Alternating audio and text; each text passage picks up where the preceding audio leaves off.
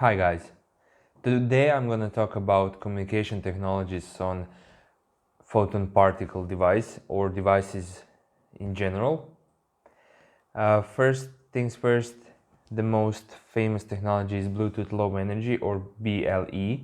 It's a small range solution which allows transmission of both audio and video signals, and it doesn't cost for communication. When I say it doesn't cost for communication, it means that you don't have to pay anyone to use the part of the spectrum, and it can be used to monitor machines in a small facility or a factory. It can transmit complex data, even, as I mentioned before, video signals as well. The next technology that is also widely used, or it will be widely used, is LTE. It's a long-range solution with high data rate. It means that you can stream the video over it, but it has a high connectivity cost. And if you want to have a LTE connectivity on your device, you need to purchase a module, which is a bit pricey. And for example, Bluetooth is around $1 or $2, but LTE can be more than 10. And of course, LTE is used for audio video streaming, remote cameras, for example, and high frequency data sending, which is suitable for that. So LoRa stands for low range radio. It's a low-cost solution for obtaining simple data from units in a wider area, so it has a bit larger range. And however, the data rate is a bit low, so you don't have a high, so you cannot stream data like videos, but it is suitable for single sensor monitoring, like a temperature monitor and so on. And we also have a Sigfox, which is very similar to LoRa, which uses pretty much the same part of the spectrum. It's a big range solution, also low module cost, but very low data rate. It is very suitable for smart meters, utility meters and so on, like power consumption, water consumption, and that's it. On a technical scale, so this is the comparison of all four technologies. Of course, there are much more. The most popular is probably Zigbee, but I didn't consider this in this case because I'm kind of more into longer range and similar technologies. So the technical side, so Bluetooth has range from 50 to 150 meters. LTE is 35 kilometers because the range of single repeater is maybe around 30, maximum range is 35 kilometers. Of course, at the edges you get lower quality. And the LoRa is around 15 kilometers, and compared to Sigfox, you can see they are in the same scale, almost same scale. And this is the content that can be used. So voice pictures, short text data, I mean text, probably byte stream. And the data rate, you can see that the Bluetooth and LTE are relatively high, while LoRa and Sigfox is very low. And let's compare the costs. Well, for Bluetooth, you don't need to pay anyone. However, if you want to use LTE, you need to have a service provider, and for Sigfox as well. And infrastructure, it means that you don't have to have any infrastructure in this case. Bluetooth doesn't require any repeater, and LTE is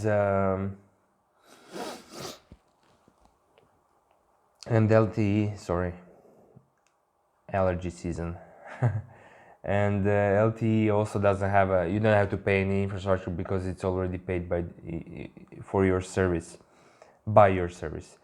This is the cost of module, kind of average, but I think it goes lower.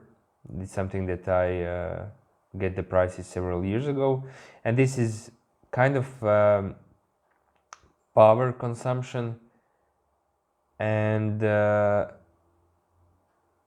depends on technology where you are and so on. And the coverage, I mean, you can use Bluetooth everywhere. However, Sigfox is limited to the coverage by their antennas installed all around the world. And speaking about security, all of these technologies provide some kind of encryption on a communication level.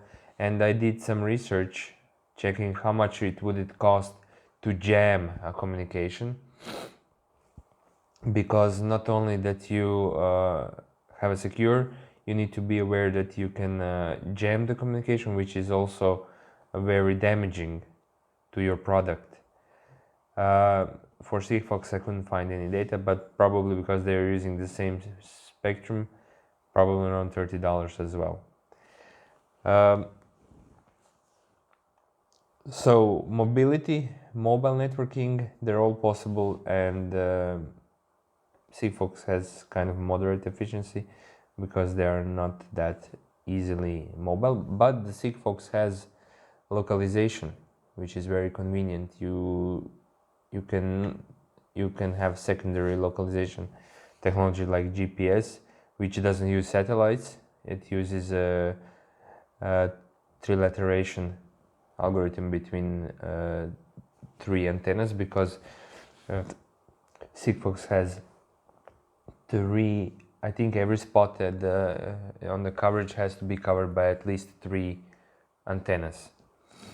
So this is the spectrum in United States, frequency allocations.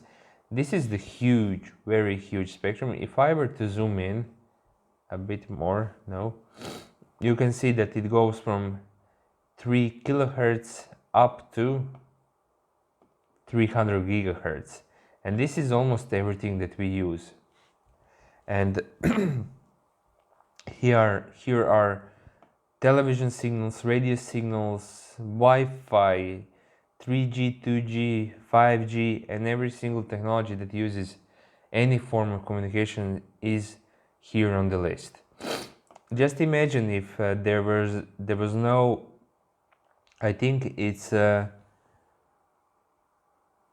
Department of National Telecommunication and Information Administration, Office of Spectrum Management. If they are not governing the use of the spectrum, there would be a mess. And of course there are some not allocated devices, free part of the spectrum. Of course, if you want to use the spectrum, you need to pay the government. If you're a company and you want to have a broadcast, send the signal over EM spectrum, you need to allocate this for yourself, and then only then you can use it. Using the spectrum while not allowed is not allowed, and you can be fined for that. And that's why we have a system for this, also in Europe here as well. It brings order in all of these services, and there are some part of spectrums that are free to use. For example, LoRa and Sigfox use this part of spectrum, and there are still some rules. For example, if you're using a Sigfox part of the spectrum, you're only allowed to be on air 1% of the time, and this is like a fair use of spectrum. So the next level of communication is mesh networking.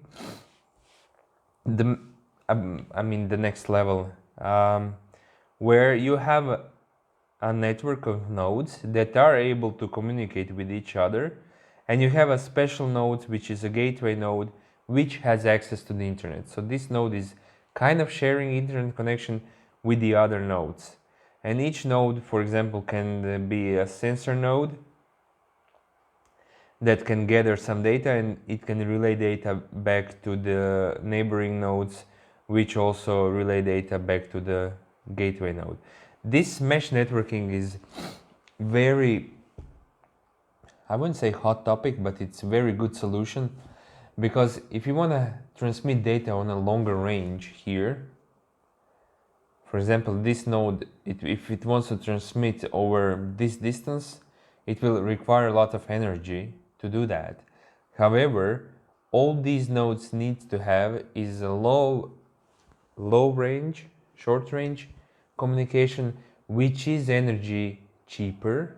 It doesn't require that much energy, and you can organize the network like this. And what's even best part of the mesh network is they are self-organizing and self-healing if you use proper implementation. So these are some examples of mesh devices which are no longer used. I'm gonna skip this part, and that's it regarding this part of the presentation. Let me head to the next one. Let's talk about Sigfox a bit more. So the Sigfox, in short, it's a global communication network for IoT solution. It is very energy efficient, and it works both indoors and outdoors. It works even here in the basement, underground, which is kind of, I was surprised. So when I say it's a long range, it's around 100 kilometers per pair of antenna and device, and it's plug and play. When I say it's plug and play, it means that once you made it, for example, in Germany, and you put it in Spain, it will work. It will automatically find its service, and so it's very roaming friendly technology. And of course you can make it in any country, travel around the world, of course in the supporting countries. It's made in France, just for the record, in a city here, Toulouse, I think, in 2009, La Beige, near Toulouse. So this is old coverage picture, but you can see that almost all of the Europe is covered. I think lately even Russia has coverage in 2021. So this is from 2018. And of course the modules, there are 62 different components and modules. There are system on a chip or communications modules only. And let's talk about the pricing. Well, it costs around €1, and it's also flexible per device per month if you use one device, and it's free if you're using for development, like a development kit. And here are the limitations. So you're allowed to transmit 140 messages per day. It's around, each message is maximum 12 bytes, and the speed is around 100 bits per second. It's very low, not much messages can be transmitted. However, these limitations are actually governed by this 1% of time, airtime allowed. And cloud solution, Sigfox has backend service which can be used to do the callbacks to other services using REST service. And the setup is a bit simple. You will use we have a Wi-Fi module and microcontroller, and you have a backend account at backend.sigfox.com. And to control the Sigfox module, you would probably use AT codes. AT codes were invented in 90s for modem devices. Those are special kind of codes. Those are strings being sent over serial communication, like a serial COM port, the same thing that we did in previous videos, and they stick around even today, although they are quite, I would say, ancient, but still widely used today for especially these kind of devices, like communication modules for embedded devices and development devices. So this is a string, $80 SF, and X is the number. So $80 stands, S stands for cent, F stands for frame. So 80 cent frame equals, this is the frame, this is a message, 12 bytes, right? And this is new line. And that's it. This is how you send the message. And of course there are some, because you're working with the modem, you also have a deep sleeps and so on to preserve energy. And there are many other AT codes. This one stands for identify. And that's it. You will see demo in the next video. And this concludes our communication topic for today's video. See you next time. Bye.